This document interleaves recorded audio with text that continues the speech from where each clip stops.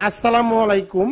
Honours তৃতীয় বর্ষের শিক্ষার্থীরা, তোমরা যারা গত 18 মে 2025 সালে গবেষণা পদ্ধতি ও পরিসংখ্যান পরীক্ষা দিয়েছিলা, সেই পরীক্ষার প্রশ্নের সমাধান নিয়ে আমি আজকে হাজির হয়েছি এবং রকিবুল 24 পাবলিকেশন যে সাজেশনটি বের করেছিল তোমাদের জন্য, সেখান থেকে যে 100% সাজেশন কমন এসেছে তার প্রমাণটুকু তোমাদেরকে আমি দেখিয়ে দিব।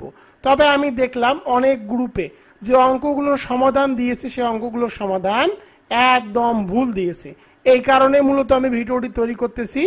আমি যে তোমাদের নিয়মে অঙ্কগুলো করিয়ে দিচ্ছি এবং যে মানগুলো তৈরি করেছি অর্থাৎ বের হয়েছে সে মানগুলো 100% সঠিক রয়েছে।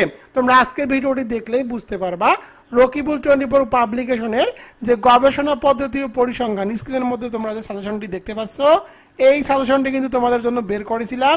এই সাজেশনটি প্রতি বছর আমি বের করি। তো দেখো এই সাজেশন থেকে 100% কমন পড়েছে এবং তোমাদের যে পরীক্ষার অঙ্ক সমাধানগুলো আছে সেগুলো কিন্তু আমি আজকে সমাধান করে দিব। তো দেখো প্রথমে তোমাদের গবেষণা পদ্ধতি পরিসংখ্যানের যে প্রশ্নটি ছিল সেই প্রশ্নটি তোমরা এক নজর দেখে নাও।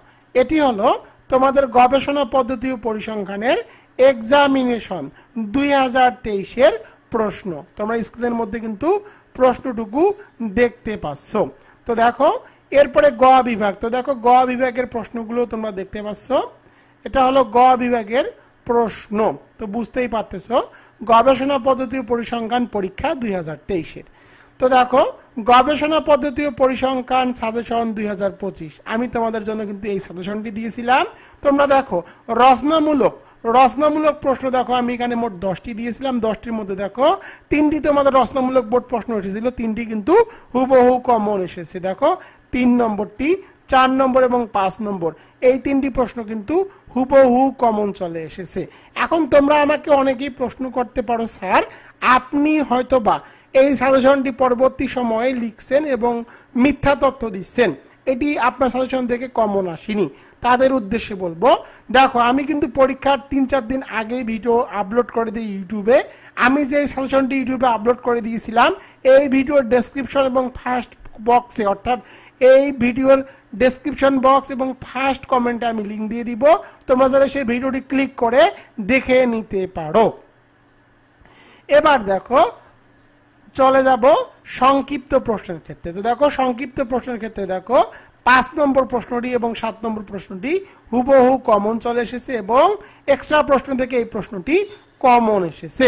বুঝতেই পারতেছো রকিবুল 24 মানে হলো 100% কমন সাজেশন।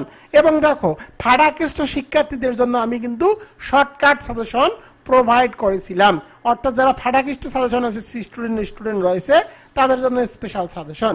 তো দেখো মাত্র 4টি প্রশ্ন দিয়েছিলাম ফাড়াকেষ্ট শিক্ষার্থীদের জন্য। 4টি প্রশ্নের মধ্যে থেকে দেখো 2টি প্রশ্ন হুবহু কমন এসেছে। এবং দেখো অঙ্কের ক্ষেত্রে 1 নম্বর অঙ্কটি, 2 নম্বর অঙ্কটি, 3 নম্বর অঙ্ক ভেদাঙ্ক, 4 নম্বর অঙ্ক গড় ব্যবধান এবং 5 নম্বর গাণিতিক গড় বা গড় মধ্যমা প্রচুরক। দেখো 5টি অঙ্কই কিন্তু হুবহু কমন চলে এসেছে। দেখো আমি এখানে লিখে দিয়েছিলাম 1 ও 2 নম্বর অঙ্ক দুটি আসবেই। দেখো 1 এবং 2 নম্বর অঙ্কটি চলে এসেছে। এরপর দেখো 3 নম্বর অঙ্কটি আসবে। দেখো 3 নম্বরটি চলে এসেছে এবং লিখে দিয়েছিলাম 4 ও 5 থেকে একটি অঙ্ক আসবে। তো দেখো 4 এবং 5 দুইটি অঙ্কই কিন্তু চলে এসেছে। রকিবুল 24 মানেই হলো শর্টকাট সাজেশন, ফাড়াকেষ্ট সাজেশন। বুঝতেই পারতেছো কি রকম কমন এসেছে। এবং সংক্ষিপ্তের ক্ষেত্রে আমি তোমাদেরকে বলেছিলাম সংক্ষিপ্ত যে ফাড়াকেষ্ট সাজেশন দিয়েছিলাম সেখান থেকে সংক্ষিপ্ত 5 নম্বর প্রশ্নটি কমন এসেছে।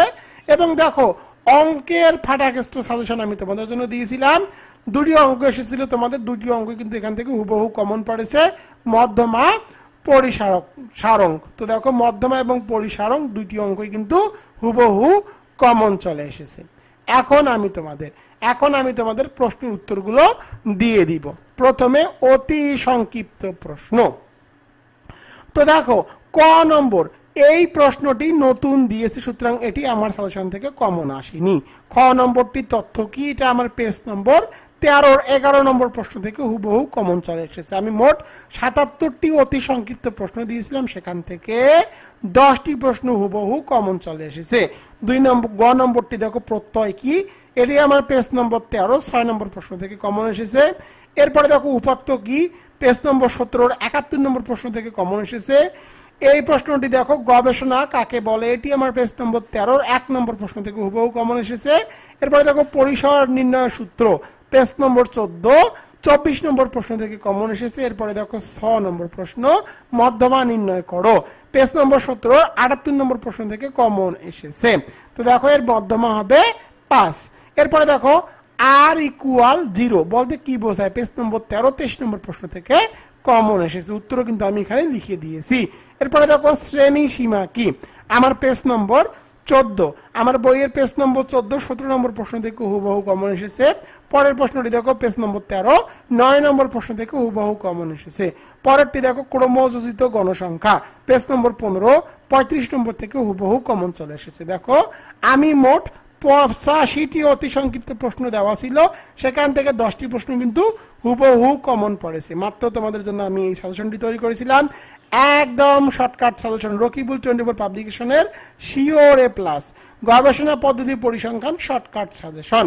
এখান থেকে দেখো কিন্তু হুবহু কমন চলে এসেছে। এবার চলে যাব তোমাদের অঙ্কের সমাধানের ক্ষেত্রে। তো আমি অনেককে দেখলাম ফেসবুকে অনেকেই সমাধান দিয়েছে, যে সমাধানগুলো ভুলে ভরা। তো আমি তোমাদেরকে এখন যে সমাধানগুলো দিচ্ছি এই সমাধানগুলো 100% সঠিক রয়েছে, তারা আমি তোমাদেরকে নিশ্চয়তা দিয়ে দিচ্ছি। আমি এক্সামিনেশন 2018 থেকে গবেষণা পদ্ধতি ও পরিসংখ্যান পড়িয়ে আসতেছি, তো বুঝতেই পারতেছো আমার এ বিষয়ে কেমন দক্ষতা রয়েছে। তো দেখো প্রথমে খ বিভাগ অর্থাৎ সংক্ষিপ্ত প্রশ্নের অঙ্ক। তো দেখো মধ্যমা নির্ণয়। তো দেখো মধ্যমা নির্ণয়ের ক্ষেত্রে তোমাদেরকে আগে কি করতে হবে, মানগুলোকে ছোট থেকে বড় সাজাতে হবে। তো দেখো -10 -9 -3 0 2 8 12 এবং 20 এই সংখ্যাগুলোকে ছোট থেকে বড় সাজিয়ে নিয়েছি। এরপরে তোমাদেরকে লিখতে হবে আমরা জানি জোড় সংখ্যার ক্ষেত্রে মধ্যমা n/2 তম পদের মান প্লাস n/2 + 1 তম পদের মান ডিভাইডেড বাই 2। তো দেখো n ইকুয়াল কি, n ইকুয়াল হলো মোট সংখ্যা 1 2 3 4 5 6 7 8। এখানে n ইকুয়াল হলো 8, সুতরাং আমরা n এর জায়গায় 8 বসিয়ে দিব। তো এই 8 কে 2 দ্বারা ভাগ করলে হয় 4 এবং 8 কে 2 দ্বারা ভাগ করলে হয় 4 এবং 1 ঠিক থাকলো। 4 তম পদ 4 এবং 1 যোগ করলে হয় 5, নিচে ডিভাইডেড বাই 2। তো দেখো 5 4 তম পদ কত, তো 4 তম পদ তোমরা কিভাবে নির্ধারণ করবা, 1 2 3 4, 4 তম পদ হলো 0। এরপরে দেখো 5 তম পদ 1 2 3 4 5, 5 তম পদ হলো 2। তো দেখো 5 তম পদ আমি লিখে দিয়েছি 2, নিচে 2 2 2 গেল, কাটা 2 1 কে 2, তো এখানে মধ্যমা হবে 1। আমি কিন্তু এই অঙ্কটি অর্থাৎ এই নিয়মের অঙ্ক কিন্তু আমি তোমাদেরকে করিয়েছিলাম, সেখান থেকে কিন্তু তোমরা হুবহু কমন পেয়ে গেছো। পরের অঙ্কটি দেখো নিম্নের তথ্য থেকে গড় ব্যবধান নির্ণয় করো। তো তোমরা আমাকে অনেকেই প্রশ্ন করেছো, স্যার আমাদের অঙ্ক যদি কিছুটা হয় এবং পরে যদি উত্তর লিখতে ভুল হয় তাহলে কি আমরা নাম্বার পাবো? এর উত্তরটি হলো হ্যাঁ, তোমাদের যদি কিছুটা অঙ্ক হয় এবং পরে গিয়ে যদি ভুল করো তারপরে তোমরা কিছুটা মার্ক পাবা। তো দেখো গড় ব্যবধান নির্ণয়ের যে অঙ্কটি, সেই অঙ্কটি এখন আমি তোমাদেরকে সমাধান করে দেই। তো দেখো গড় ব্যবধান, তো যে মানগুলো দেওয়া থাকবে সেগুলো হবে x এর মান। প্রথমে তোমাদেরকে x এর মানগুলো বসাতে হবে, আর x এর মানগুলোকে যোগ করলে হয় সামেশন x। এই মানগুলোকে যোগ করলে তোমরা এই মানটি পাবা। এরপরে তোমাদেরকে কি করতে হবে, যেহেতু গড় ব্যবধানের সূত্র হলো summation modulus x minus x বার, তো তোমাদেরকে x মাইনাস x বার বের করতে হবে। তো দেখো x বার ইকুয়াল কি, x বার ইকুয়াল হলো গড়। তো তোমাদেরকে লিখতে হবে গড় x bar equal summation x by n। Summation x এর মান বের করেছি, এখানে দেখো 342 এবং n ইকুয়াল মোট সংখ্যা। এখানে দেখো মোট সংখ্যা দেওয়া আছে কয়টি, মোট সংখ্যা দেওয়া আছে 60টি। তো 7 দিয়ে ভাগ করলে এই মানটি বের হবে। এই অঙ্কটি কিন্তু আমি তোমাদেরকে ইতিমধ্যেই করিয়ে দিয়েছিলাম। এখন কি করব, x এর মান থেকে x বারের মান, x এর মান থেকে x বারের মানগুলো বিয়োগ করে এই মানগুলো এখানে বসিয়েছি, মাইনাস চিহ্ন থাকলে সেটি বাদ যাবে। এই মানগুলোকে যোগ করলে তোমরা এই মানটি পেয়ে যাবা। এখন দেখো তোমাদেরকে লিখতে হবে আমরা জানি গড় ব্যবধান, সূত্রটি লিখে summation modulus x minus x বারের মানটি বসাতে হবে এবং নিচে n এর মান হলো 7। এই মানকে এই মান দ্বারা যদি তোমরা কেউ ভাগ করো তাহলে এই মানটি পেয়ে যাবা। সুতরাং নির্ণয় গড় ব্যবধান 16.163 অর্থাৎ 16.163। কেউ যদি এখানে 3টি না বসায় তাহলেও তার অঙ্কটি সঠিক হবে। তো আশা করি তোমরা এই অঙ্কটিও বুঝতে পেরেছো। আর একটা সমাধান তোমাদেরকে করে দেই। তোমরা আমাকে অনেকেই প্রশ্ন করো, স্যার পয়েন্টের পরে যদি সংখ্যা কম বেশি হয় তাহলে কি আমাদের অঙ্কটি হবে? এই উত্তরটি হলো হ্যাঁ, পয়েন্টের পর যদি তোমাদের সংখ্যার কম বেশি হয় তারপরেও তোমাদের অঙ্কটি সঠিক হবে। আশা করি তোমরা উত্তরটি পেয়ে গেছো। 8 নম্বরটি দেখো, চতুর্থক ব্যবধান নির্ণয়। তো আমি এই অঙ্কটি দেখলাম অনেকেই এই অঙ্কটির ভুল ব্যাখ্যা বা ভুল সমাধান দিয়েছে। তোমরা সঠিক সমাধান দেখে নাও। প্রথমে তোমাদেরকে কি করতে হবে? চতুর্থক ব্যবধান নির্ণয় করার ক্ষেত্রে যে মানগুলো থাকবে সেগুলোকে ছোট থেকে বড় সাজাতে হবে। তো দেখো ছোট থেকে বড় মানগুলোকে সাজিয়েছি। চতুর্থক ব্যবধানের ক্ষেত্রে প্রথমে তোমাদেরকে প্রথম চতুর্থক বের করতে হবে। আর সূত্রটি হলো n+1/4 তম পদ। n ইকুয়াল মোট সংখ্যা, এখানে মোট সংখ্যা দেওয়া আছে 8টি, সুতরাং আমি লিখেছি 8, 1 ঠিক আছে। তো দেখো 8 এর সাথে যদি 1 যোগ করি তাহলে 9 এবং 4 এটা দিয়ে ভাগ করলে হয় 2.25 তম পদ। তো এই অঙ্কটি আমি তোমাদেরকে আগে করিয়েছি। দেখো 2 এখানে হবে 25। তো দেখো তোমাদেরকে লিখতে হবে 2.25 তম পদের মান। তো 2 যেহেতু, সুতরাং আমি তোমাদেরকে আগে কিন্তু শিখিয়েছি, আগে লিখতে হবে দ্বিতীয়তম পদ, এরপরে তোমাদেরকে লিখতে হবে 0.25। যেহেতু 2 আগে নিয়েছি সুতরাং তোমাদেরকে লিখতে হবে 0.25 গুণন। তো দেখো 2তম পদ নিলে তোমাদেরকে কি করতে হবে? তো দেখো 2.25 তম পদের মান। তো তোমাদেরকে কি করতে হবে? প্রথমে লিখতে হবে দ্বিতীয় পদ, এরপরে কি লিখতে হবে? 2টা নিলে তোমাদেরকে লিখতে হবে 0.25 তম পদ। তো দেখো এখানে যদি দ্বিতীয় পদ থাকে, এখানে 2 পদ থাকলে তোমাদেরকে লিখতে হবে তৃতীয় পদ মাইনাস দ্বিতীয় পদ। এখানে যদি তোমাদের 4 থাকতো তখন তোমাদেরকে লিখতে হতো 4 থেকে লিখতে হতো পঞ্চম পদ মাইনাস দ্বিতীয় পদ। এটি আমি তোমাদের কিন্তু আগেই শিখিয়েছি। তো দেখো দ্বিতীয় পদ, এখানে দেখো দ্বিতীয় পদ কত? 1, 2, দ্বিতীয় পদ হলো 8। এরপরে 25.25 ঠিক থাকলো। তৃতীয় পদ, দেখো তৃতীয় পদ এখানে দেওয়া আছে 9। এরপরে দ্বিতীয় পদের মান কত? 8। তো 8, এই মানকে এই মান দ্বারা বিয়োগ করলে এই মানটি বের হবে, এই মানকে এই মান দ্বারা গুণ করলে এই মানটি বের হবে। এখানে যদি এটাকে দ্বারা তোমরা যোগ করো তাহলে এই মানটি পেয়ে যাবা। সুতরাং প্রথম চতুর্থক এই মানটি বের হবে। পরেরটি দেখো তৃতীয় চতুর্থক Q3, 3 ফার্স্ট ব্র্যাকেট n+1/4 তম পদ। তো n ইকুয়াল কত? n equal 8। একটু আগেই তোমাদেরকে আমি দেখিয়ে দিয়েছি n এর মান কত। n এর মান কিন্তু 8। এখানে 8টি সংখ্যা রয়েছে, সুতরাং n ইকুয়াল 8। তো 8 + 1, তো দেখো 8 আর 1 9। তো দেখো 3 লং হলো 27 এবং 4 দ্বারা ভাগ করলে 6.75 তম পদ বের হবে। আগের নিয়মেই এটা থাকবে। 6 তার মানে হলো ষষ্ঠতম পদ। এরপরে দেখো 0.75 ঠিক থাকবে। এখানে যেহেতু 6 আছে সুতরাং তোমাদেরকে লিখতে হবে 7তম পদ মাইনাস 6তম পদ। 7তম পদ এখানে কত? দেখো 7তম পদ কত? 1, 2, 3, 4, 5, 6, 7। 7তম পদ হলো 17 আর 6তম পদ কত? 15। তো দেখো এখানে 17 থেকে 15 বিয়োগ হবে। এটা বিয়োগ করলে 2 বের হয়, এর সাথে এটা গুণ করলে 1.5 বের হবে এবং এটাকে যোগ করলে এই মানটি বের হবে। সুতরাং তৃতীয় চতুর্থকের মান হবে এটি। তো দেখো আমি যে এই অঙ্কটি তোমাদেরকে সমাধান করে দিচ্ছি এটির কিন্তু পয়েন্টের পরেও কম বেশি হবে না। এই পয়েন্টের পরেও মানগুলো একদম ফিক্স থাকবে। কেউ যদি কম বেশি করে এই অঙ্কটির ক্ষেত্রে কিন্তু তার অঙ্কটি হবে না। এখন তোমাদেরকে লিখতে হবে, আমরা জানি চতুর্থক ব্যবধান QD ইকুয়াল Q3 - Q1/2। তো Q3 এর মান তো একটু আগেই বের করেছি, সেই মানটি বসাতে হবে এবং Q1 এর মানটি বসাতে হবে /2। এই মানকে এই মান দ্বারা বিয়োগ করতে যে মানটি বের হবে সেই মানটি বসাতে হবে এবং 2 দ্বারা ভাগ করতে হবে। এই মানকে এই মান দ্বারা ভাগ করলে এই মানটি বের হবে। তো দেখো তোমরা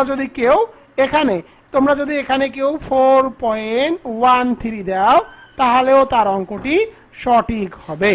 এবার চলে যাব পরিসারক। তো দেখো এই অঙ্কটিও আমি তোমাদেরকে শিখিয়ে দিয়েছিলাম। প্রথমে মানগুলোকে ছোট থেকে বড় সাজাতে হবে, এরপরে লিখতে হবে, আমরা জানি সূত্রটি লিখতে হবে L - S / L + S গুণন 100। তোমরা অনেকেই আমাকে প্রশ্ন করেছো, স্যার আমরা যদি পার্সেন্ট না দেই তাহলে কি আমাদের অঙ্কটি হবে না? এর উত্তরটি হলো হবে, তবে তোমাকে কিছু মার্ক কম দেবে। এখানে অবশ্যই তোমাকে পার্সেন্ট ইউজ করতে হবে। তো এল ইকুয়াল কি, এল ইকুয়াল হলো সর্বোচ্চ মান। এখানে সর্বোচ্চ মান কত, এখানে সর্বোচ্চ মান দেওয়া আছে 23। যদি তোমরা এখানে এটি ইউজ না করো, অর্থাৎ মানগুলোকে ছোট থেকে বড় না সাজাও, সেক্ষেত্রেও কোনো সমস্যা নাই। এই লাইনটিকে, অর্থাৎ এই লাইনটিকে যদি কেউ না লিখে সরাসরি উত্তর লেখে, তাহলেও তার অঙ্কটি সঠিক হবে। আর এস ইকুয়াল কি, এস ইকুয়াল হলো সর্বনিম্ন মান। এখানে সর্বনিম্ন মান কত, 2। তো দেখো এল মাইনাস এস, এটা অনেকেই বলে যে কোন সূত্রটি সঠিক। আমি যে সূত্রটি দিচ্ছি এই সূত্রটি 100% সঠিক। প্রথমে হবে এল মাইনাস এস, নিচে হবে এল প্লাস এস। তো দেখো এল এর মান কত, এল এর মান হলো 23 আর এস এর মান 2। নিচে এল এর মান 23, এস এর মান হলো 2, গুণন 100 ঠিক থাকবে। তো দেখো 23 কে 2 দ্বারা বিয়োগ করলে হয় 21 এবং 23 কে 2 দ্বারা প্লাস করলে হয় 25, গুণন 100 হবে। এই মানকে এই মান দ্বারা ভাগ করলে তোমরা 0.84 পাবা। এখানে যদি এখানে দ্বারা 100 দ্বারা গুণ করো তাহলে 84% পাবা। তো এখানে অ্যান্সার হবে 84%। আর যারা যারা পার্সেন্ট দেওনি তাদের অঙ্কটি সঠিক হবে, কিন্তু সে মার্ক কম পাবে। এবার চলে যাব গ বিভাগে রচনামূলক প্রশ্নের অঙ্কের সমাধান। তোমাদের 13 নম্বর প্রশ্ন এসেছিল, নিম্নের উপাত্তগুলো হতে 10 শ্রেণী ব্যক্তি শ্রেণী বিভক্তি নিয়ে একটি গণসংখ্যা নিবেশন প্রস্তুত করো এবং এর ভিত্তিতে একটি আয়তলেখ অঙ্কন করো। তো দেখো এখানে কয়টি শ্রেণী হবে তা কিন্তু অঙ্কের মধ্যে উল্লেখ করে দিয়েছে। অনেকে এই অঙ্কটি ভুলভাবে সমাধান দিয়েছে, তো আমি সেটা দেখে তোমাদেরকে যে সঠিক সমাধান সেই সমাধানটুকু করে দেই।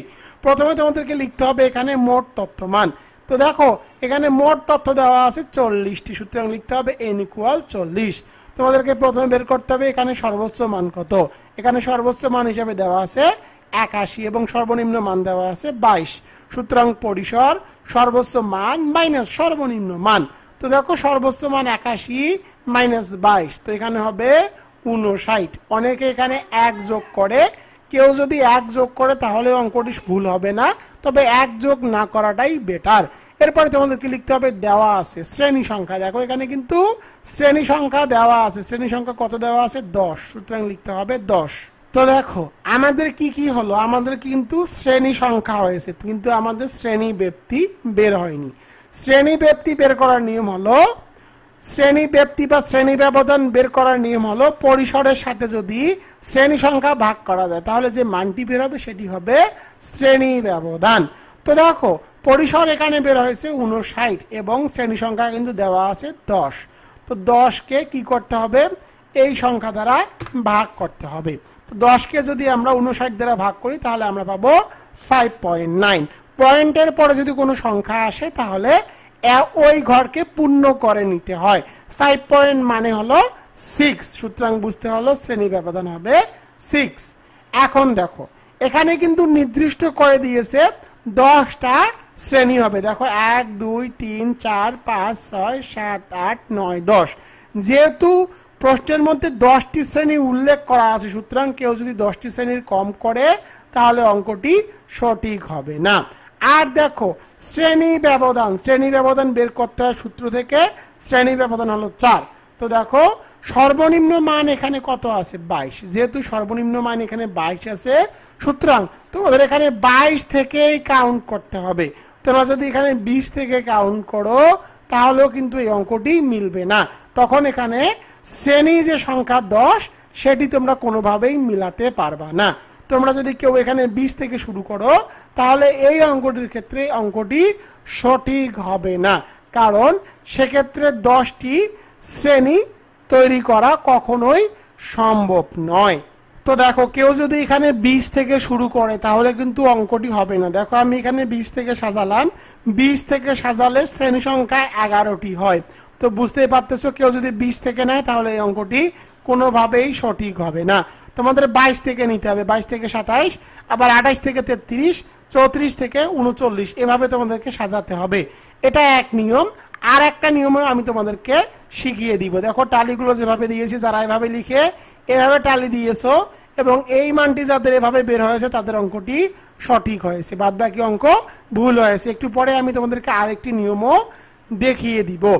এরপরে দেখো যদি এই নিয়মটি করো তাহলে তোমাদেরকে এই নিয়মে তোমাদের যে আয়তলেখটি আছে সেই আয়তলেখটি এভাবেই অঙ্কন করতে হবে। তোমাদেরকে লিখতে হবে ছক কাগজে OX অক্ষ বরাবর ক্ষুদ্রতম 5 বর্গঘরকে 6 একক, যেহেতু 5 বর্গঘরকে ওখানে আমাদের শ্রেণীর ব্যবধান ছিল 6, সুতরাং লিখতে হবে 6 একক। OY অক্ষ ক্ষুদ্রেপ, OY লম্ব অক্ষে ক্ষুদ্রতম 5 বর্গঘরকে 1 একক, এই 5 বর্গঘরকে 1 একক ধরে আয়তলেখটি অঙ্কন করা হয়েছে, এই ভাষাটি লিখতে হবে এবং এইভাবে তোমাদেরকে আয়তলেখটি অঙ্কন করতে হবে। তোমরা স্ক্রিনের মধ্যে যেভাবে আয়তলেখটি দেখতেছো, যারা এইভাবে করেছো তাদের আয়তলেখটি সঠিক হয়েছে। এবং দেখো তোমাদের জন্য আমি এখানে আরেকটি বিকল্প নিয়ম রেখেছি, এটি দেখো বহুভুক্ত পদ্ধতি আর ওটি হলো অন্তর্ভুক্ত পদ্ধতি।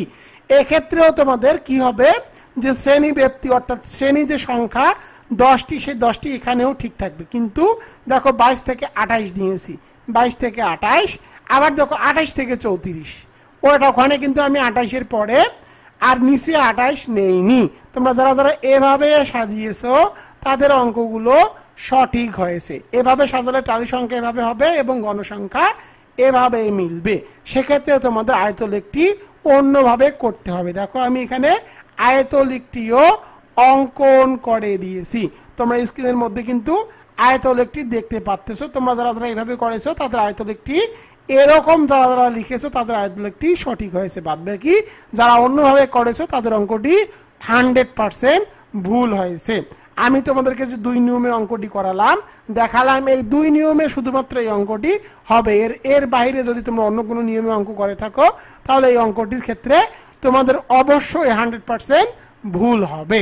14 নম্বর অঙ্কটি দেখো, গাণিতিক গড় মধ্যমা ও প্রচুরক নির্ণয়। তো দেখো এই অঙ্কটি কিন্তু অন্য নিয়মও করা যায়, তবে আমি যে নিয়মটি তোমাদেরকে দিচ্ছি এই নিয়মটি তুলনামূলকভাবে সহজ নিয়ম। যারা এই নিয়মে অঙ্ক করেছো তাদের অঙ্কটি 100% সঠিক রয়েছে। তো তোমরা দেখো স্ক্রিনের মধ্যে আমি কি দিয়েছি, শ্রেণীব্যাপ্তি কিন্তু দেওয়াই আছে অঙ্কের মধ্যে, সেই অঙ্কের মানগুলো এখানে বসিয়েছি আর গণসংখ্যার মানও কিন্তু এখানে দেওয়া আছে। আমি তোমাদেরকে আগেই বলেছিলাম যেই শ্রেণীতে গণসংখ্যার মান সর্বোচ্চ সেখানে তোমাদের এর মান বসাতে হবে, আর এর মান সেখানে ধরলে ডি এর মানের ক্ষেত্রে সেখানে 0 হবে এবং উপরে -1 -2 হবে এবং নিচে +1 +2 +3 বসাতে হবে। এফ ডি ইকুয়াল কি, এফ এবং ডি এর গুণ করে যে মানগুলো বেরোবে সেই মানগুলো এখানে বসাতে হবে। আর ক্রমযোজিত গণসংখ্যা মানে কি, তো দেখো এফ ডি ইকুয়াল কি, এফ ডি ইকুয়াল মানে হলো এফ এবং ডি এর গুণফল। তো দেখো এফ এবং ডি গুণ করে যে মানগুলো বের হবে সেই মানগুলো বসাতে হবে, এই মানগুলোকে যোগ করলে এই মানটি বের হবে। আর ক্রমযোজিত গণসংখ্যা ইকুয়াল কি, ক্রমযোজিত গণসংখ্যা ইকুয়াল হলো এই গণসংখ্যাগুলোকে ক্রমে ক্রমে যোগ করতে হবে। আর এফসির মান হলো যেখানে এর মান ধরা হবে তার উপরের ক্রমযোজিত গণসংখ্যা হলো এফসি এর মান। তো দেখো তোমরা স্ক্রিনের মধ্যে কিন্তু অঙ্কটির সমাধান দেখতে পাচ্ছ। প্রথমে লিখতে হবে গড়, যেটিকে গাণিতিক গড় এবং গড় কিন্তু একই কথা, a plus summation f d by n গুণন সি। এখানে যে মানগুলো আছে সেই মানগুলোকে বসাতে হবে, এই মানগুলো বসালে এই মানটি বের হবে। মধ্যমার ক্ষেত্রে তোমাদেরকে লিখতে হবে মধ্যমা শ্রেণী n/2 তম পদ ইকুয়াল n এর মান বসাতে হবে, n এর মান 41/2 তম পদ অর্থাৎ 20.5 তম পদ যা। তো দেখো সাধারণত এটা কি হয়, এটা হয় যেখানে গণসংখ্যার মান সর্বোচ্চ হয়, গণসংখ্যার মান সর্বোচ্চ যেখানে থাকে সেটি হয় হলো মধ্যমা শ্রেণী। আমি আবার বলি, যে শ্রেণীতে গণসংখ্যার মান সর্বোচ্চ থাকে সেটি হয় মধ্যমা শ্রেণী। তো এটি কিন্তু হলো মধ্যমা শ্রেণী। সুতরাং মধ্যমা শ্রেণী যে সূত্র সেই সূত্রটি বসাতে হবে L1 plus n/2 minus fc by fm গুণন c। তো দেখো L1 ইকুয়াল কি, L1 ইকুয়াল হলো শ্রেণীর শেষ সংখ্যার প্রথম যে সংখ্যাটি থাকবে সেটি হবে L1 এর মান, n/2 দমের মান কিন্তু এখানে বের হয়েছে, এই মানটি বসিয়েছি। এফসি এর মান কত, এফসি এর মান হলো 11, অর্থাৎ ক্রমযোজিত অর্থাৎ যে শ্রেণীতে গণসংখ্যার মান সর্বোচ্চ থাকবে তার ক্রমযোজিত গণসংখ্যার উপরের গণসংখ্যা। আর এফএম ইকুয়াল হলো গণসংখ্যা, সর্বোচ্চ যে গণসংখ্যা সেটি হবে এফএম এর মান। তো মানগুলোকে বসিয়েছি, এই মানকে এই মান দ্বারা বিয়োগ করে এই মানটি বের হয়েছে। এখানে 10 ঠিক আছে, এই মানকে এই মান দ্বারা ভাগ করলে এই মান বের হবে। এখানে যদি 10 দ্বারা গুণ করো তাহলে এই মানটি বের হবে, এখানে মান বের হবে 69.5। এই মানগুলো কম বেশি হওয়ার কোনো প্রশ্ন থাকে না। এরপরে তোমাদেরকে প্রচুরক বের করতে হবে, যে শ্রেণীতে গণসংখ্যার মান সর্বোচ্চ সেটি হবে প্রচুরক শ্রেণী। তো এখানে প্রচুরক শ্রেণী হবে 60 থেকে 77। L1 ইকুয়াল কি, L1 ইকুয়াল হবে প্রথম যে শ্রেণী সংখ্যা থাকবে সেটি হবে L1। del1 ইকুয়াল কি, del1 ইকুয়াল হলো যে শ্রেণীতে গণসংখ্যার মান সর্বোচ্চ সেই সংখ্যা মাইনাস উপরের গণসংখ্যা। এরপরে del2 ইকুয়াল কি, অর্থাৎ যে শ্রেণীতে গণসংখ্যার মান সর্বোচ্চ সেই সংখ্যা মাইনাস নিচের গণসংখ্যা। তো দেখো এভাবে আমি এখানে বিয়োগ করেছি, বিয়োগ করে যে মানটি বের হয়েছে সেই মানটি এখানে বসিয়ে দিয়েছি। এখন del1 প্লাস del2 এর মানগুলো এখানে বসাতে হবে, মানগুলো বসিয়েছি। বসানোর পরে এই মানকে এই মান দ্বারা ভাগ করে এই মানটি বের হয়েছে এবং 10 দ্বারা গুণ করতে হবে, এই মানকে এদের গুণ করলে এই মানটি বের হয়, এই মানটি এখানে বের হবে। সুতরাং গড় হলো এত, মধ্যমা এত এবং প্রচুরক হলো এত। যারা এইভাবে অঙ্কটি করেছো তাদের অঙ্কটি 100% সঠিক হয়েছে। পয়েন্টের পরে যদি 2-1 গড় কম বেশি হয় তাহলেও সমস্যা নাই।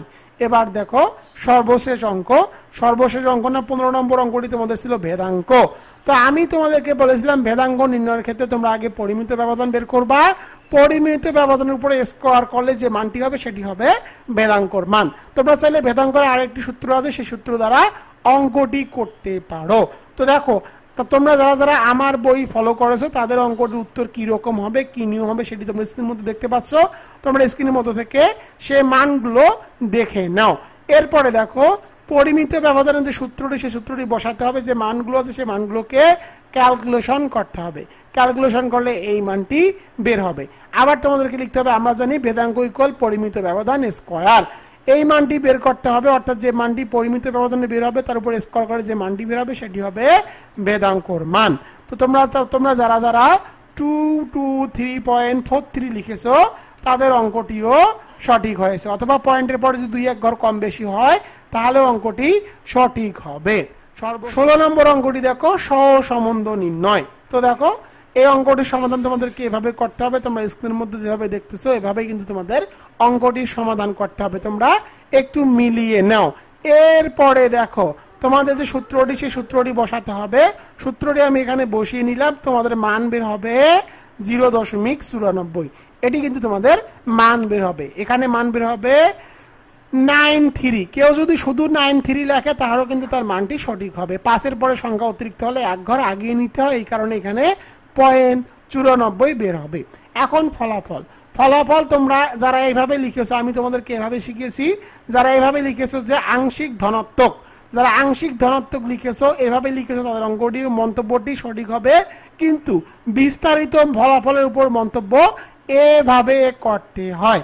তোমরা যারা যারা এভাবে লিখেছো তাদের অঙ্কটিও সঠিক, আর যারা এভাবে মন্তব্য লিখেছো তাদের অঙ্কটি সঠিক হবে। এবং দেখো সর্বশেষ অঙ্ক তোমাদের এই অঙ্কটি এসেছে গড় ব্যবধান অঙ্ক। আমি তোমাদের এই অঙ্কটি করাইনি, তোমাদের বইয়ের মধ্যে এই অঙ্কটি নাই। তো দেখো এই অঙ্কটির ক্ষেত্রে তোমরা যারা জাস্ট ব্যবধান অঙ্কর যে নিয়মটি আছে সেই নিয়মটি করে অঙ্কটি করেছো তাদের অঙ্কটি ভুল হবে। গড় ব্যবধান অঙ্ক মানে হলো তোমাদেরকে প্রথমে গড় নির্ণয় করতে হবে, এরপরে তোমাদেরকে গড় ব্যবধান নির্ণয় করতে হবে। গড় ব্যবধান নির্ণয় করার পরে গড় ব্যবধান অঙ্ক নির্ণয় করতে হবে। গড় ব্যবধান অঙ্ক নির্ণয় সূত্র হলো গড় ব্যবধান ভাগ গড়। তো আশা করি তোমরা বুঝতে পেরেছো এই অঙ্কটি একদম নতুন অঙ্ক, এই অঙ্কটি আমি তোমাদেরকে আগে করাইনি। তোমাদেরকে প্রথমে কি করতে হবে, গড় বের করতে হবে। তো দেখো যারা এইভাবে অঙ্কটি করেছো স্ক্রিনের মধ্যে তোমরা উত্তরটি দেখতে পাচ্ছ, যারা এই অঙ্কটি এভাবে করেছো তাদের অঙ্কটি সঠিক হবে। এর বাইরে তোমরা যদি এই অঙ্কটির অন্য কোনো নিয়মে অঙ্ক করে থাকো তাহলে সেই অঙ্কটি হবে না। এই অঙ্কটি একদম নতুন একটি অঙ্ক এবছর দিয়েছে, এই অঙ্কটির মান বের হবে 0.28। তো তোমাদের যাদের গড় ব্যবধান অঙ্কের মান এটি বের হয়েছে তাদের অঙ্কটি সঠিক, বাদ বাকি অন্য কোনো নিয়মে অঙ্কটি করলে সঠিক হবে না। আশা করি তোমরা বুঝতে পেরেছো। তো দেখো রকিবুল 24 পাবলিকেশন মানেই হলো শর্টকাট সাজেশন, যে সাজেশন থেকে 100% কমন পড়ে। তো দেখো তোমরা যারা এক্সামিনেশন 2024 পরীক্ষা অনুষ্ঠিত হবে 2026 সে শিক্ষাবর্ষে শিক্ষার্থীরা রয়েছে, তারা তোমরা 1 মাস পর যোগাযোগ করলে এই বইটি আবার নতুন করে বের হবে। তো তোমরা যারা যারা এই বইটি নিতে চাও তারা স্ক্রিনে দেখা হোয়াটসঅ্যাপ নম্বরে অবশ্যই যোগাযোগ করবা। তো দেখো রকিবুল 24 মানে হলো শর্টকাট সাজেশন, এবং যে সাজেশন থেকে 100% কমন পড়ে আমি কিন্তু তোমাদেরকে প্রমাণটুকু সহ দেখিয়ে দিলাম। আর একটা বিষয়, চতুর্থ বর্ষের শর্টকাট সাজেশন রকিবুল 24 পাবলিকেশন বের করেছে, তোমরা সেই চতুর্থ বর্ষের সাজেশনও ক্রয় করতে পারো। তো পরবর্তী ভিডিও দেখার আমন্ত্রণ জানিয়ে আজকের মতো বিদায় নিচ্ছি। আসসালামু আলাইকুম। সফলতার ষষ্ঠ বছরে রকিবুল 24 পাবলিকেশন বের করেছে শিওর এ প্লাস গবেষণা পদ্ধতি ও পরিসংখ্যান শর্টকাট সাজেশন 2025। এই সাজেশনটির সাথে সকল বিষয়ের সাজেশনও কিন্তু তোমরা পেয়ে যাবা। তো স্ক্রিনের মধ্যে তোমরা সাজেশনটি দেখতে পাচ্ছ। যারা যারা এই সাজেশনটি ক্রয় করতে চাও তারা আমার এই নম্বরে হোয়াটসঅ্যাপে SMS করো। আমার হোয়াটসঅ্যাপ নম্বর 01744559475। এই নম্বরে SMS করে লিখবা গবেষণা পদ্ধতি ও পরিসংখ্যান। এখন আমি তোমাদের আলোচনা করব তোমাদের জন্য কতটুকু পড়তে হবে। তোমাকে অতি সংক্ষিপ্ত প্রশ্ন পড়তে হবে মাত্র 85টি, সংক্ষিপ্ত প্রশ্ন পড়তে হবে 6টি, সংক্ষিপ্ত প্রশ্নের অঙ্ক করতে হবে 5টি। এবার দেখো, রচনামূলক প্রশ্ন পড়তে হবে 4টি আর রচনামূলক প্রশ্নের অঙ্ক করতে হবে 6টি। এতটুকু পড়তে কিন্তু বেশি সময় লাগার কথা না। তো দেখো, এখন আমি তোমাদেরকে এই সাজেশনটি কিভাবে সাজানো হয়েছে সে সম্পর্কে একটু ধারণা দেই। তো দেখো, এটি হলো শিওর এ প্লাস গবেষণা পদ্ধতি ও পরিসংখ্যানের শর্টকাট সাজেশনের টেবিল অফ কন্টেন্ট। তোমরা স্ক্রিনের মধ্যে টেবিল অফ কন্টেন্টটুকু দেখতে পাচ্ছ। তোমরা চাইলে এখান থেকে একটু স্ক্রিনশট নিয়ে রাখো যে এই সাজেশনটি কিভাবে সাজানো হয়েছে। তোমরা স্ক্রিনের মধ্যে দেখতে পাচ্ছ। দেখো, একদম সহজভাবে কিন্তু সাজেশনটি সাজানো হয়েছে। স্ক্রিনের মধ্যে তোমরা দেখতে পাচ্ছ। এটি হলো গবেষণা পদ্ধতি ও পরিসংখ্যানের সাজেশন প্লাস উত্তর। এরপরে তোমরা দেখো, এরপরে তোমাদের যে 60টি সাবজেক্ট আছে, এই 60টি সাবজেক্টে তোমরা সাজেশন কিন্তু এই গবেষণা পদ্ধতি ও পরিসংখ্যানের সাথেই পেয়ে যাবা। তোমাদেরকে আর কোনো সাজেশন ক্রয় করে পড়তে হবে না। এই সাজেশনটির মধ্যেই সবগুলো ইম্পর্টেন্ট প্রশ্ন দেওয়া আছে। এগুলো পড়লেই তোমরা 100% কমন পাবা।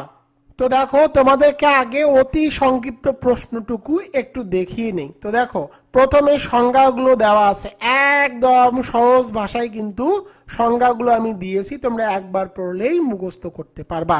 এভাবে 85টি অতি সংক্ষিপ্ত প্রশ্নের উত্তর ও সাজেশন কিন্তু দিয়ে দেওয়া আছে।